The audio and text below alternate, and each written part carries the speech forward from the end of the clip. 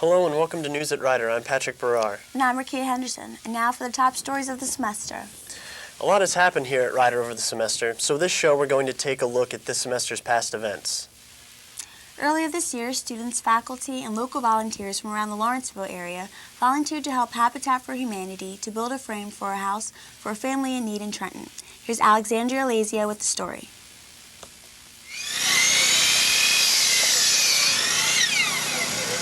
Habitat for Humanity came to Rider's campus on Saturday, September 16th. The project proved to be an overwhelming success.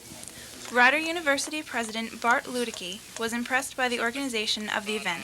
It looks to me like they just did a great job of planning, and that's what you need for an event like this. I think it's going to be fun to see the end result and see a family that has, a home that's really nice for them when this is all finished.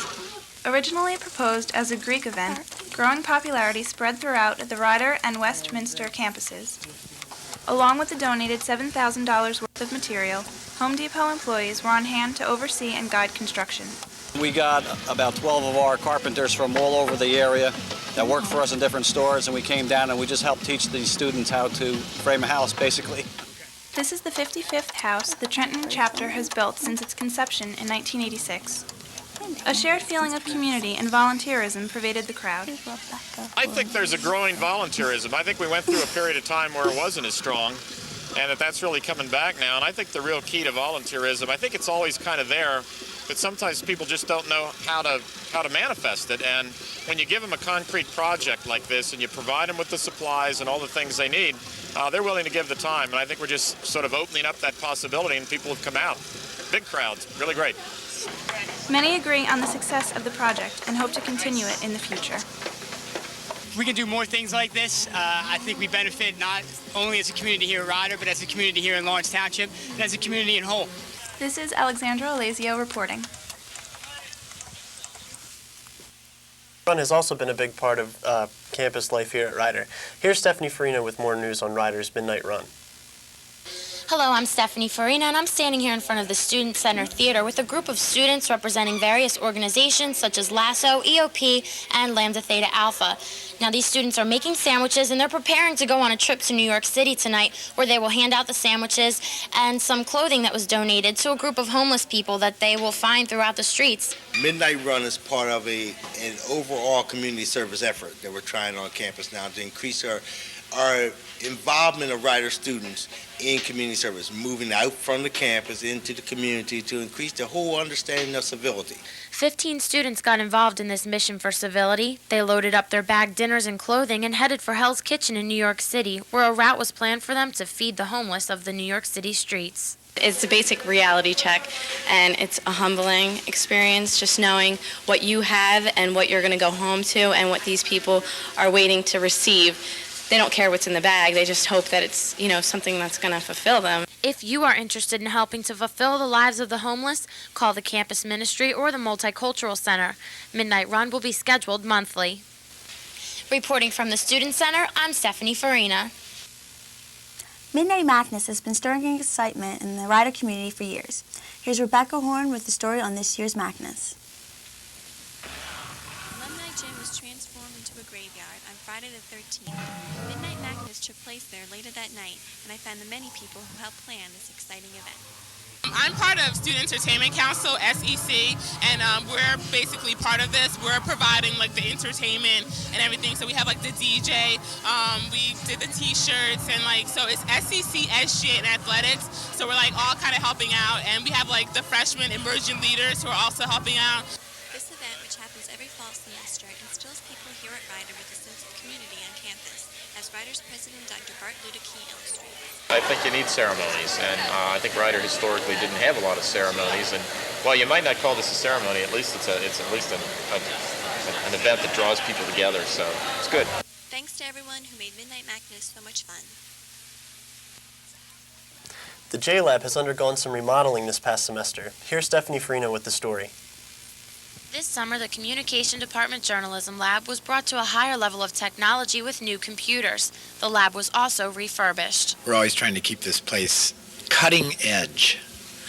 And so we're really fortunate to have the latest generation of Macintosh computers in here.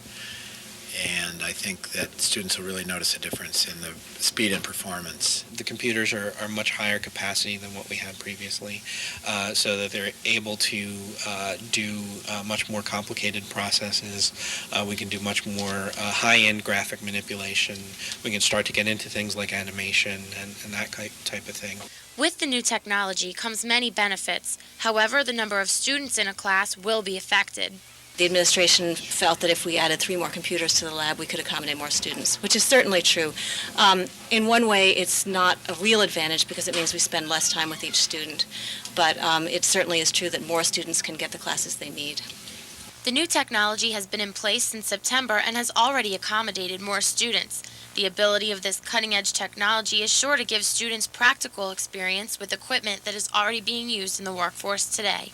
Reporting from the J-Lab, I'm Stephanie Farina. This year, Ryder has once again held its annual job fair. Here's Alexandra Lazia with the story. It's Career Day here at Rider University, where over 125 businesses have come to take a look at students and their resumes. Students gathered in the Student Center Kavala room to talk to representatives. Many students were surprised at the results. They took my resume and set up appointments with me, so I'm very excited to meet with them. I think I got something out of it. Even freshmen were urged to see what Career Day had to offer. It's a good way to get an idea as to what they should be doing for the next 4 years to get themselves ready for this when they're seniors. Businesses also seem pleased at the display of Probably 10 or 12 students. Most of them seem very, well-trained and might even fit into our company. So there were those who found Career Day unfitting to the needs of their majors. I expected to find a lot of job opportunities, and the communications field seems to be limited. My major, it was not really that many jobs for me. 2 more job fairs are planned for the spring semester. Overall, Career Day was a success. Pretty happy with it. This is Alexandra Lazia reporting, News at Rider. The Rider radio station has undergone some problems this past semester. We take you back to Alexandra with the story. I'm here at the site of Rider's radio station, WRRC 1077, where many DJs are ready to broadcast but aren't able to due to a problem with the transmitter. Since last semester, WRRC has been having problems with a 30-year-old equipment that allows programs to be broadcast over the airwaves. It keeps going in and out. It'll come on sometimes, and it'll be on for a while, and then it'll cut out. Of course, the shows don't go on the air. So then you do have the fact of the DJs, they kind of are stagnant for a while. But DJs have been doing their shows in the event the transmitter sends a signal. That was Let's Pretend by Life of Agony, and you're listening to WRRC. While it is unclear as to when the transmitter will be fixed, efforts are being made to correct the problem. What I expect is that this Monday to be able to schedule an appointment with the engineer next week. I won't know exactly when he'll be coming until Monday. Okay. It's been a big disappointment. We don't get people to listen to our show because the transmitter's broken, so no one can tell us our strengths or our weaknesses or how good we're doing. What could you hear if you turned on 107.7? Reporting from the Student Center, this is Alexandra Lazio, News at Rider. When we come back, we'll take a look at some more of this semester's news stories.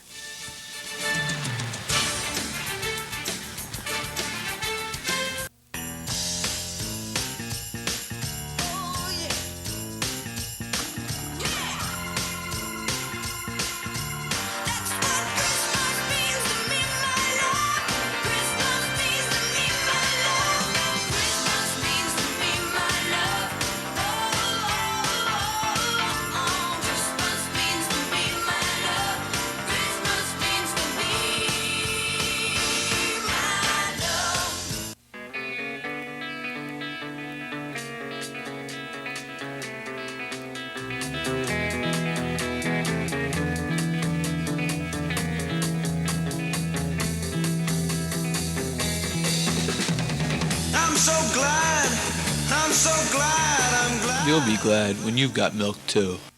This year, George W. Bush visited Neshaminy High School during his campaign. Here's Stephanie Farina with the story. George W. Bush and wife Laura are expected to arrive here at Neshaminy High School around 1:30 this afternoon. Now with them will be Governor Ridge, Lieutenant Governor Schweiker, Dick Vermeil, and the superintendent of the schools. Other political figures are expected to attend. The lines were long and security was tight getting into the Fred Gertz Gymnasium. People of all ages were represented and the school's enthusiasm was jumping. Classroom today. This is a class with 900 of our kids. and community members and war veterans, and it's just exciting. Senior Class President Michael Grant welcomed Governor Ridge and Lieutenant Governor Schweiker. Then Mrs. Laura Bush introduced her husband. I believe that by passing money back to people and giving them more money to spend is an integral part of doing that. We can do both. Pay down debt and relieve taxes. But it requires fiscal discipline. Students and voters were able to question Governor Bush's values, and he didn't hesitate to be honest. On the abortion issue, I am pro-life. Good people disagree on the issue. Good people disagree. We need to work on a culture of personal responsibility where people need... When each topic from military morale to Medicare was covered, Neshaminy honored Governor and Mrs. Bush with a gift and a small after-party. So what part does New Jersey play? New Jersey, does have a fair number of electoral votes, not quite as much as Pennsylvania. I think at the moment they're thinking New Jersey's leaning pretty heavily to Gore. So I've seen less appearances there than Pennsylvania. But when you consider the New York City and Philadelphia appearances, those get all over Jersey anyway, so it's kind of like campaigning in Jersey too. And campaign they did. News at Ryder even got in on the action as the Bushes stuck around to give autographs. The Bush campaign will now hit the trail. Next stop, Michigan. But before they left, Governor Bush appealed to the crowd, saying, "Let me lead you where they did not." Reporting from Neshaminy High School, I'm Stephanie Farina, News at Ryder. Ryder held its annual blood drive this semester. Here's Marie and Christy with the story. On November 27th and 28th, the Community Blood Council of New Jersey held a blood drive at the Rider University Student Center. The event lasted from 1 o'clock to 7 p.m. and drew a moderate crowd. Approximately 200 students turned out to donate. Senior Liz Steiner explains why she's donated more than a dozen times over the years. It makes sense just to donate. As long as you don't have any problems while donating, there's really no reason not to. Events like this are held twice a semester at Ryder and offer students an opportunity to have a positive impact on the community. Patty Kohler, a registered nurse with the Community Blood Council, gives insight on the benefits of blood donation. Every donation that you give saves a life. Our blood comes into the blood center and we send it out right away. Second of all, it's a perfect way in this season of giving to do an act of charity. For more information, please contact the Community Blood Council of New Jersey at 609-883-9750. This is Christy Doherty and Marie Marshall for Ryder News. This semester, 5 Ryder students were lucky enough to receive the Elliott Award. Here's Stephanie Farina with the story. Marge Rayner, Jan Freeman Krupnick, and Jonathan Millen have been selected as this year's Elliott Award winners. Although this is a prestigious award on the Ryder campus, not many students know exactly what it is. The Elliott Award is an award that Ryder gives once a year to a faculty member, a staff member, and a member of the administration for distinguished service to the university. In addition to the recognition, you get a plaque and you get a monetary gift also, which is always nice.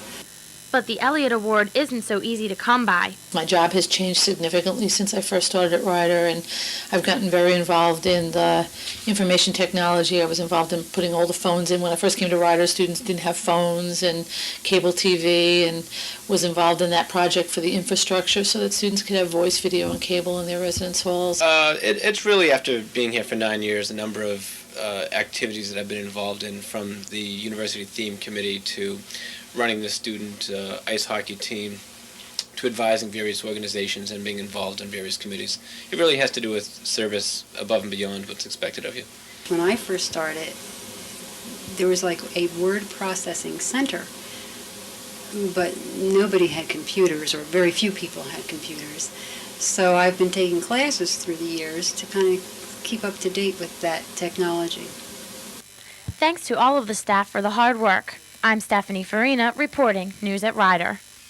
This semester, there were several students who interned at the Sovereign Bank Arena. Here's Marie Marshall with the story. The Sovereign Bank Arena, located in Mercer County, offers internship opportunities to Ryder University students. Junior Mike Plisco explains how he learned about the internship at the arena. At the end of my sophomore year, I went to Sean to talk to him about internships, and he sent me down with Dr. Turner. And I told Dr. Turner I really like sports and I wanted to do something that involves sports with my internship.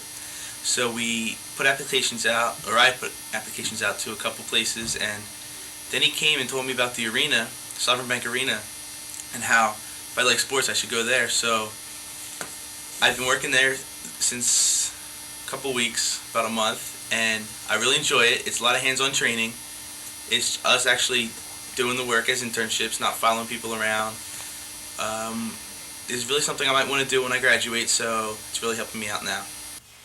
Dr. Turner, the internship coordinator, explains the experience the arena offers to its interns. Well, first of all, I'd like to say that the arena has shaped up to be probably the greatest thing that's ever happened to our internship program. Single venue for interns, and it's not only taking a lot of them, but giving them what we all think is a fabulous experience. So there's a great variety of possibilities. There's the idea of broadcast possibilities, especially videoing, and every aspect. The neat thing about the arena is that it's real hands-on. A lot of places you follow somebody around or they tell you about what they do, but you don't get to do it. Here you really are part of the team, and you're treated that way.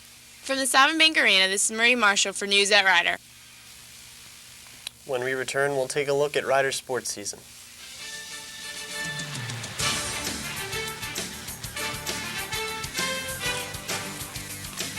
The children of the future can have bright and prosperous lives, but only if people take the time to care and nurture them. Take the time to ensure a bright future for our nation and to make a child's life that much better. Take the time to volunteer for the Big Brother and Big Sister program at Anchor House. For more information, please call 396-8329. Because remember, you too can make a difference in a child's life. I see the kids in the street with not enough to eat. Who am I? Rough Riders, Ride or Die, Volume 2. Tugboats. It's over. It's the second time around, mother. Yeah, Volume 2, Ride or Die, Kingston, and we gonna rock this mother. Rough Riders. This year we've had an exciting season with sports. Here's Rebecca Horn. This season, the women's soccer team has had a different look to it. Here's their story. With fall and the new school year upon us, we all know that it's soccer season again.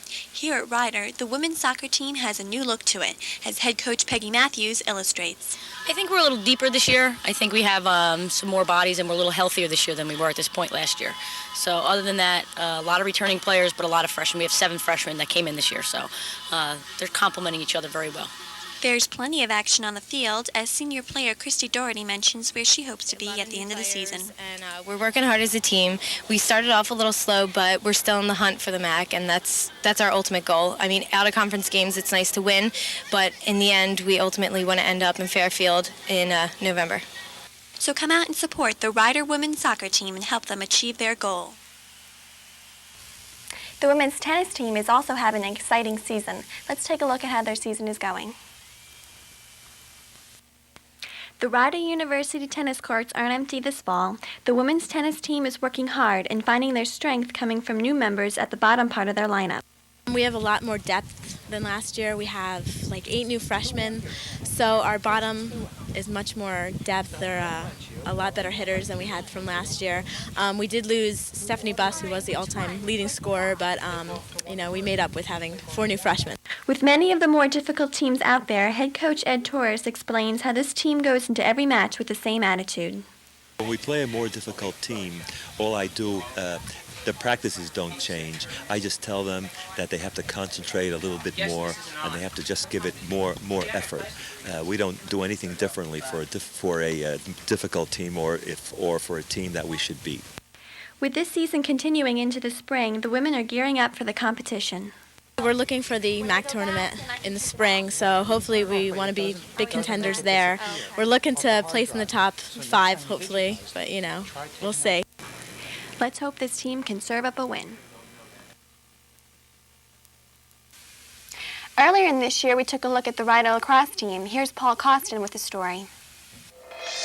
With the fall 2000 season underway, the Rider lacrosse team is hard at work training and practicing for hours at a time, almost every day of the week. Through rigorous throwing exercises, heavy running, and cardiovascular workouts, the lacrosse team is gearing up for its 4th season this year. As a young team here at Rider, lacrosse is steadily growing in popularity, and more people are beginning to take notice of Rider's lacrosse team talents. I had the opportunity to speak with team member Pete Matthew about the team's turnout this season.